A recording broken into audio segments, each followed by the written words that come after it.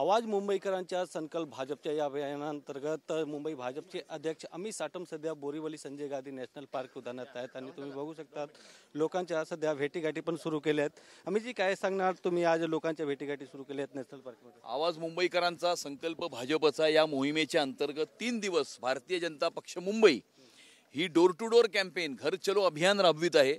ज्या अभियानाच्या अंतर्गत भारतीय जनता पार्टीचा प्रत्येक कार्यकर्ता मुंबईकरांच्या दरवाजावरती जाईल आणि मुंबईकरांकडनं त्यांच्या ज्या सूचना आहेत मुंबईच्या विकासाकरता, मुंबईच्या उन्नतीकरता, मुंबई महानगरपालिकेच्या कार्यपद्धतीकरता या सूचनांची नोंद घेईल। त्या सूचनांच्या आधारावरती भारतीय जनता पार्टी मुंबई आपला मुंबई महानगरपालिकेच्या निवडणुकीकरता जाहीरनामा तयार करेल। जो जाहीरनामा महायुतीचा महापौर मुंबईच्या महानगरपालिकेमध्ये निवडून आल्याच्या नंतर आम्ही अंमलामध्ये आणू। एकीकडे तुम्ही लोकांची भेटीगाठी सुरू केल्या आहेत, अशा प्रकारची मोहीम सुरू केल्या आहेत आणि दुसरीकडे राज ठाकरे मनसे प्रमुख उद्या आंदोलन करणार आहेत। त्यांनी असा मोठा दावा केला आहे की खूप मोठी गर्दी होणार आहे, स्वतः ते येणार आहेत, याच्यावर काय सांगणार? नाही, मोठी गर्दी येत असते परंतु त्या गर्दीचं परिवर्तन हे काही मतांमध्ये होत नसतं। त्यामुळे ते एक चांगले एंटरटेनर आहेत, याच्यापेक्षा जास्त काय म्हणायचं।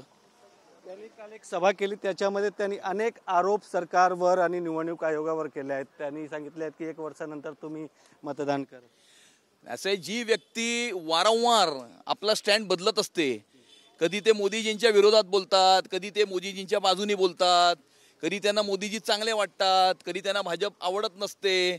6 महिन्यापूर्वी निवडणूक आयोग चांगलं होतं, 6 महिन्याच्या नंतर निवडणूक आयोग वाईट झालं।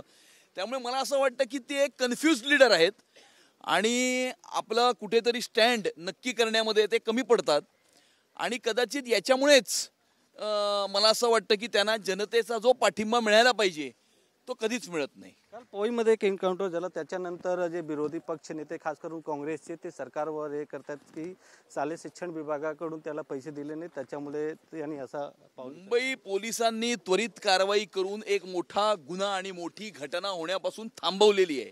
त्यामुळे मुंबई पोलिसांचं खरं तर अभिनंदन केलं पाहिजे।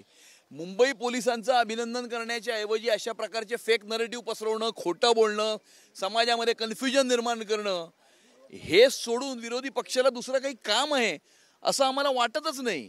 कोणतीही कन्स्ट्रक्टिव्ह गोष्ट करायची नाही आणि फक्त समाजामध्ये तेढ निर्माण करायचे, भाषांमध्ये तेढ निर्माण करायचे, कायदा सुव्यवस्थेची स्थिती निर्माण करायची, खोटं बोलायचं, फेक नरेटिव्ह पसरवायचे, हे सोडून त्यांच्याकडे दुसरं कुठलं काम उरलेलं नाही असं आम्हाला वाटतं। खूप धन्यवाद। व्हिडिओ जर्नलिस्ट अजय मोहितेसह गोविंद ठाकूर, TV9 मराठी, मुंबई।